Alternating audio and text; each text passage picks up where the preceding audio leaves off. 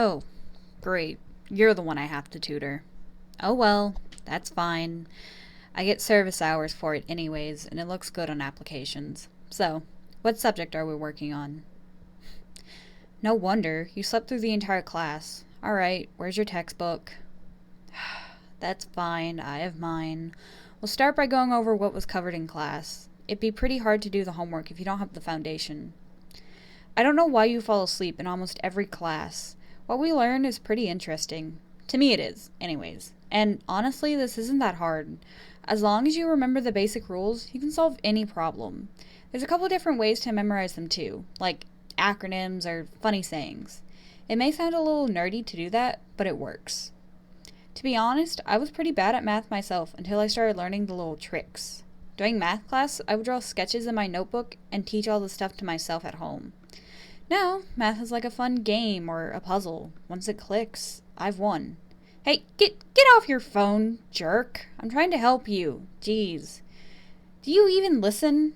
Maybe you have trouble staying awake because you stay up too late. Even though I enjoy reading a good book or two, I try to go to bed before 12 at the latest. What time do you usually go to bed? See, there's your problem. You don't get enough sleep. How do you ever expect to function running on such low energy? Try getting more sleep, okay? Even if it's just by an hour, you'll feel a world of difference. But do it after this tutoring session, alright? There's a quiz tomorrow on this stuff, and while it's not hard, you won't be able to do it unless you understand the formulas and how to manipulate them. As I said before, these equations are like a puzzle. Maybe you don't see it at first, but once you start flipping the numbers around, the picture becomes clear. And as soon as you get an answer, you can pop it back into the original equation to check it. It's such a wonderful feeling when everything works, isn't it? You know, when I wasn't paying attention in class, I would draw these really complex patterns in my notebook. By the time the bell rang, I would have an entire page full of this complex pattern where everything fits so snugly together. Luckily, the teacher never caught me, so I still have the notebook.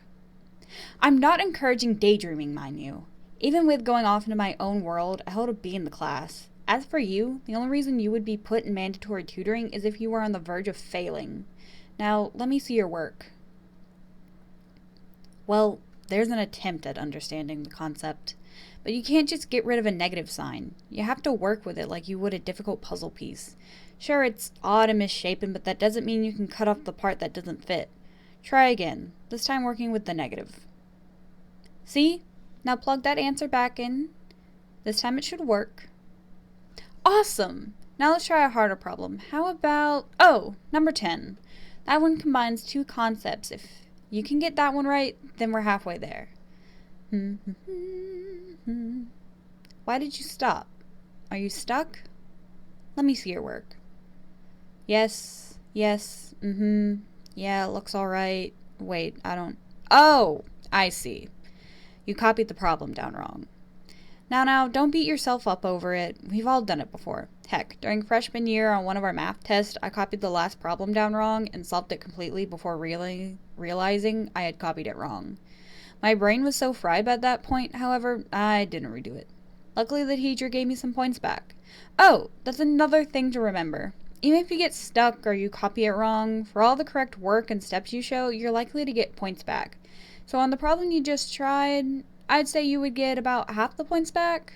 Now try it again, this time with the correct problem. Finish? Let me have a look. See? Look how fast you're catching on. Alright, 2 concepts down, 2 to go. So this next problem is like getting all the edges of the puzzle, but none of them are connected. What you want to do is try to fit them together to where you're solving for only one variable. You do this by solving the top equation, then the bottom. Simple enough? Don't freak out about it too much. If it helps, cover your paper with your hand and only look at one part of it, then solve from there. Sometimes the whole picture is a little intimidating when all the pieces are scattered. Yes, I enjoy doing puzzles. If I'm not kept up by a book, I'm usually doing a puzzle. Just the other night, I started on one with a bunch of fireworks. There's a lot of black pieces, so the edge is a real challenge. Much harder than these math problems, that's for sure. And look, you already have an edge completed. The next step is to plate this answer into the equation to connect the two. Make sure to solve for the right variable. Trust me, in longer problems, it's easy to forget which variable you're solving for. That's why I tend to underline the one that the equation asks for. I recommend doing that for later problems.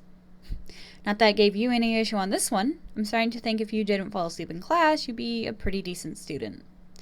Okay, last concept, then we're done. This is where the little details can trip you up, because it's a word problem that combines everything. Again, just highlight and break things down into more manageable parts. This is the part where the entire picture comes together. You'll have something uniquely beautiful at the end. No, take your time. I don't mind. I was just a little annoyed earlier because usually I get kids that have to do a problem and waste my time. I honestly expect you to fall asleep, and after half an hour, I would just leave. When you've been tutoring since sophomore year, you become more and more jaded toward kids you see not giving it their all. Well, I try to give it my all. I never understood how kids could just coast by with C's and D's, and it made me angry. You, however, are trying, at least for right now, and to be honest, that's all I could really ask for. That, and you get you go to bed at a decent hour. Look at you. The only thing I would say is organize your work a little bit better. It's all pretty jumbled, and a teacher won't be so kind as to sift through everything with a fine-tooth comb. And the whole ordeal didn't take the entire hour, did it? See what some basic application does for you? I want you to go home and practice a few problems before going to bed, at a somewhat reasonable hour. Good luck on the quiz tomorrow.